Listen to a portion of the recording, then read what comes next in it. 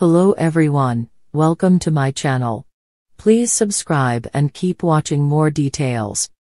I don't think Biniyam Shibre deserves to appear 90 Day Fiancé. I wish the throuple would just break up already. I fast forward through all of Matt and Amani Jalisi's scenes with Eni.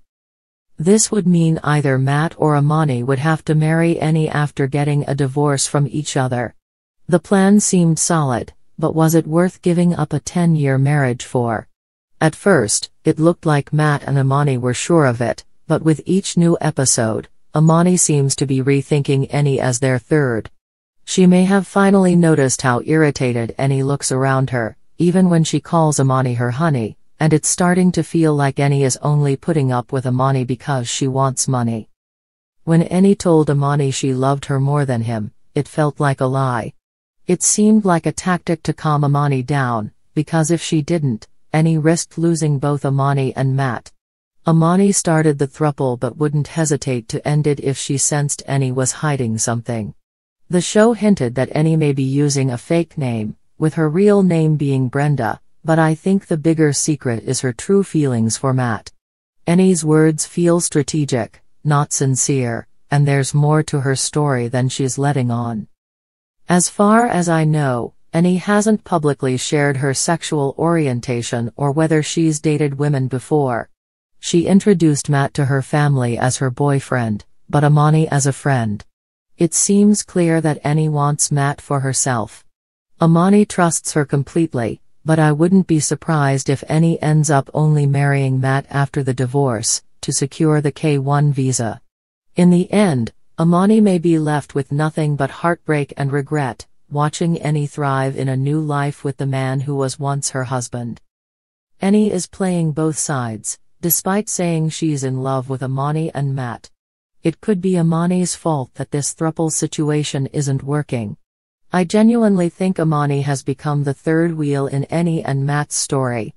I saw her jealousy once she found out her husband and girlfriend were sleeping together behind her back. She had a meltdown when she realized Eni's family didn't even know she existed. To them, Matt was her only significant other. That moment made it clear that Amani might be the odd one out. Now that Amani knows she could lose her husband to Eni, she seems to be on a mission to dig into Eni's past. However, I don't think it's her business to meet Eni's ex-boyfriend and question them about her. If she doubted Eni that much, maybe she shouldn't have dated her in the first place. She doesn't know if Eni is exclusively with her and Matt or is still seeing clients from her work as an exotic dancer. In the end, I don't think Eni is scamming anyone. Amani is just upset Matt is falling for Eni. However, I also suspect Amani, Matt, and Eni are doing this for a storyline. Amani and Matt were previously on Netflix's How to Get Rich, so maybe they loved being on TV so much they thought they'd try something new on 90 Day Fiancé. Since Amani isn't originally from the US, involving Eni in a throuple plot, something the show had never done before, was an easy way to grab attention. Creating a buzzworthy story like this would instantly make them the highlight brand of frustration that only 90 Day Fiancé fans truly understand. You sit down, snacks in hand, remote nearby, ready for the usual blend of drama, delusion, and dreams gone sideways, and then those segments pop up. Suddenly, you're trapped in yet another painfully staged, overly drawn-out moment between Matt, Amani, and Eni, or you're once again watching Biniyam Shibre flip through his bag of martial arts tricks like he's auditioning for a reality spin-off that doesn't exist.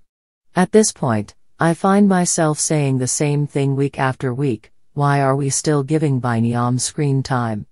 And why hasn't TLC pulled the plug on the throuple storyline already? Let's start with Biniyam. When he first appeared on 90 Day Fiancé, The Other Way, viewers were willing to give him the benefit of the doubt. His story had the markings of a compelling arc, a young Ethiopian man in love with an American woman, Ariella, striving to make things work in a relationship plagued by culture clashes, financial struggles, and geographical divides. But somewhere between his MMA dreams and his vague career aspirations, the shine wore off fast. At this point, Biniyam's entire storyline feels like it's running on fumes.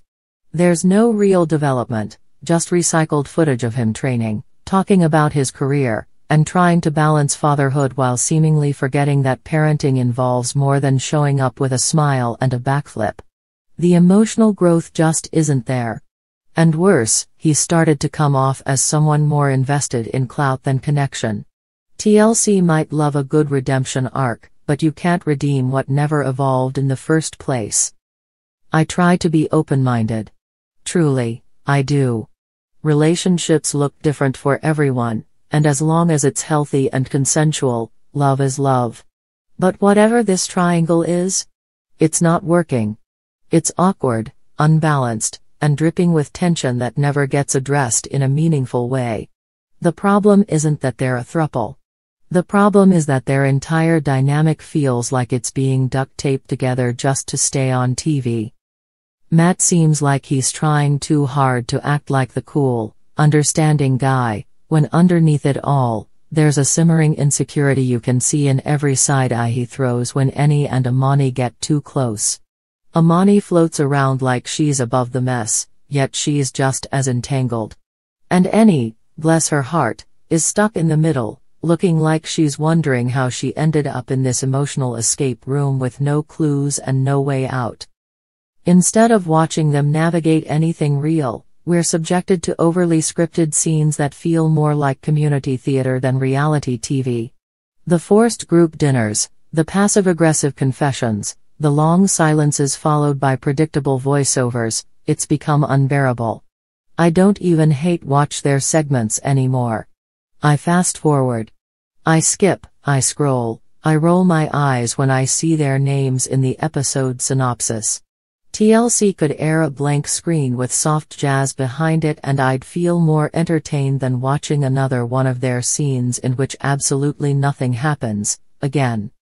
The throuple storyline had potential if it had been honest, messy in a human way, and explored the unique struggles of a three-person relationship. But this isn't that. This is reality TV bait at its most transparent, three people clinging to airtime by drumming up artificial drama while avoiding real emotional work. I know. Some fans might say Biniyam brings cultural diversity, or that the throuple offers a fresh perspective. But fresh doesn't mean good. And diversity without depth is just decoration.